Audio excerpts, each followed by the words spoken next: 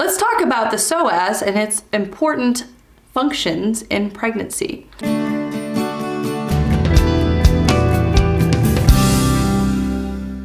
So the psoas muscle is a long, ropey, internal abdominal muscle. It is under the rectus abdominis muscles, it's under the transverse abdominis, it's under the obliques. So the psoas muscle kind of attaches in your hips, it runs up through your pelvis, and it attaches inside of your rib cage.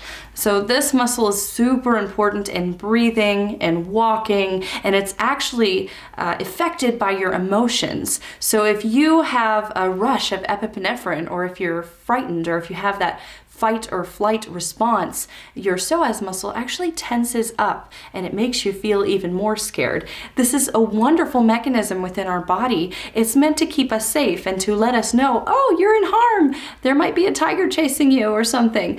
It's a protective mechanism in the body, but it's also one of your main stabilizers. Unfortunately, in our culture, we do a lot of sitting, we do a lot of driving, a lot of us work at desks, a lot of us sit too much and watch TV. So any kind of motion where you're sitting actually shortens your psoas muscle. So that makes the psoas muscle dysfunctional. When you look at pregnancy, the psoas muscle is already compromised because the baby is growing, and as the baby grows and the uterus expands, the psoas muscle gets kind of twinged, if you will. So if you add that, compound that with excess sitting, maybe a lack of exercise or movement during pregnancy, driving, all of the regular American health habits, it can lead to some psoas dysfunction. If your psoas is dysfunctional, it might cause some issues during birth. Definitely psoas dysfunction causes lower back pain in majority of people that I see in my bodywork clinic. So I'm going to teach you a really simple technique to release your psoas just so that you can stay comfortable at home. So to release your psoas, you're going to lift up your knee to 90 degrees and also extend your hand above your head on the same side of your body. And with your opposite hand, you're gonna reach and grab your tummy. So here is your hip bone, and then right where there's no bone, that's where you're gonna grab. So you're gonna grab and sink in, and you're just gonna take 3 really deep breaths.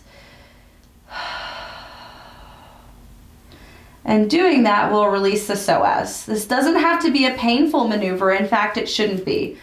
The only problem with this technique is if you have a large pregnant belly, you might not be able to reach your hand over to grab your abs.